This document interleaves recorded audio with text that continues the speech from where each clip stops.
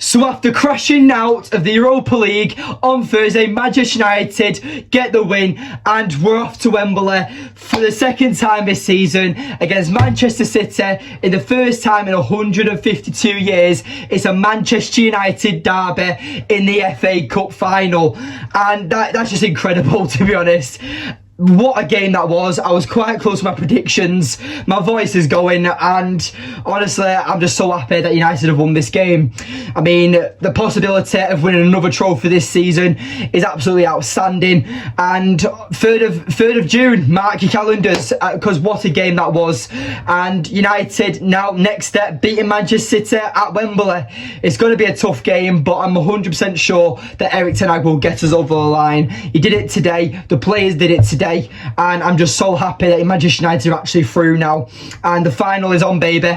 I can't wait. What an intense penalty shootout that was as well. What an intense game that was, end to end. Brighton were much better in the first half. Manchester United seemed to edge it back in the second half, but were much better in extra time. Now it seemed that United wanted to play the long game. I'm so happy that United have actually won this game. I mean, I'm lost for words.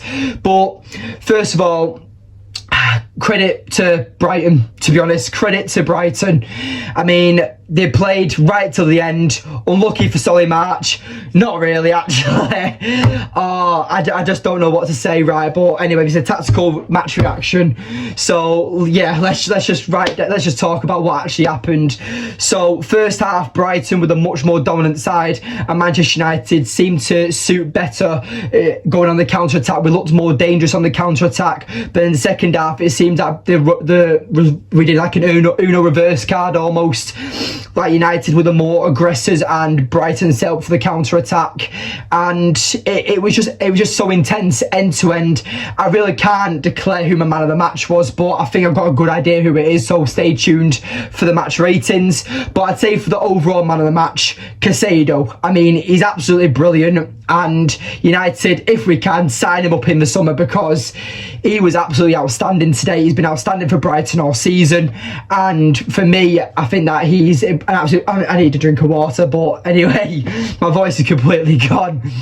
But yeah, I just think that the way Erik ten Hag must have instructed to his players that obviously we need to try and nip a goal to try and win this game, but at the end of the day, we need to... the backup plan is going to penalties, and I said this in my preview, but it'll probably end up 1-1, or it'll end up a draw. It'll stay even throughout extra time, and it'll go to penalties, and Manchester United will win on penalties.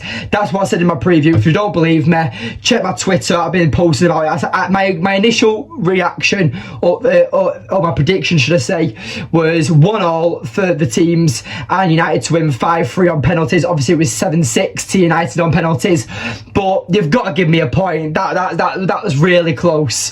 But honestly, Brighton are going to be a brilliant team, and they're progressing and they made United, they looked like the better team. They were much better on the ball. Obviously, as we know with De Zerbi, Brighton, after Arsenal and Manchester City, Brighton are the third team in the league who has the highest average possession in a game of football, and they just love to hold the ball. They're great on the ball, their passing, their movement, they are a brilliant side.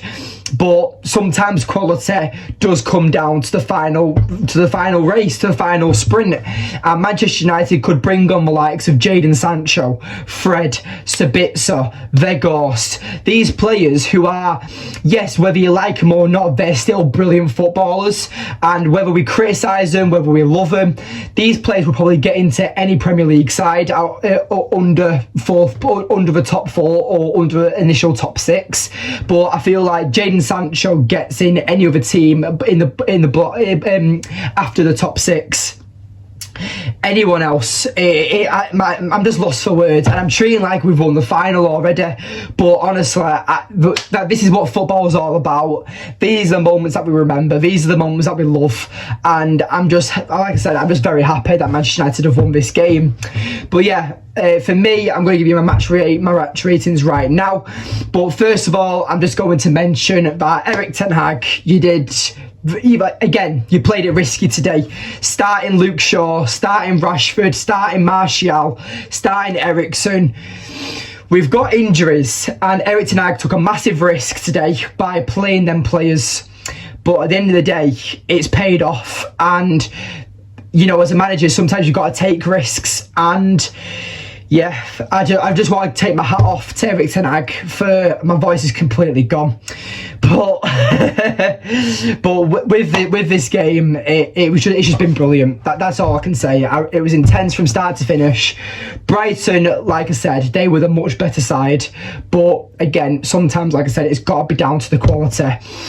And I won't be surprised if Brighton do end up in Europe, maybe Europa League, maybe Conference League, but they do deserve to be in Europe because they are a very class side.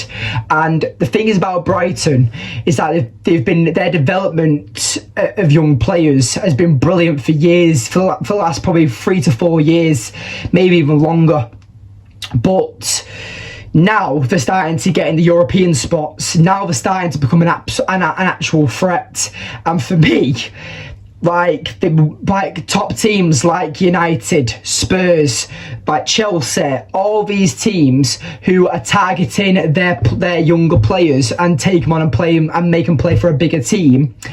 These players for Brighton might start staying because they're in Europe.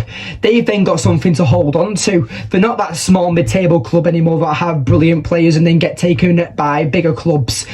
Brighton aren't that team anymore. Their initial top 10 side, De Zerbi is absolutely brilliant, and you've just got to give them all credit.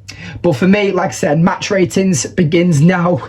So David De Gea, for me, gets a 7, made a few important saves, didn't make any saves in the penalty shootout, but it doesn't matter. He still gets a 7 in my opinion. Diogo Dalot, for me, 8. Brilliant, solid. That last-ditch tackle he had to make a few times was absolutely brilliant, especially that tackle on Undav. That was, again, like, if he didn't get there, David De Gea probably isn't saving that shot from Undav. Victor Lindelof, for me, my man of the match. He was absolutely brilliant considering he's not played a lot of football in recent times.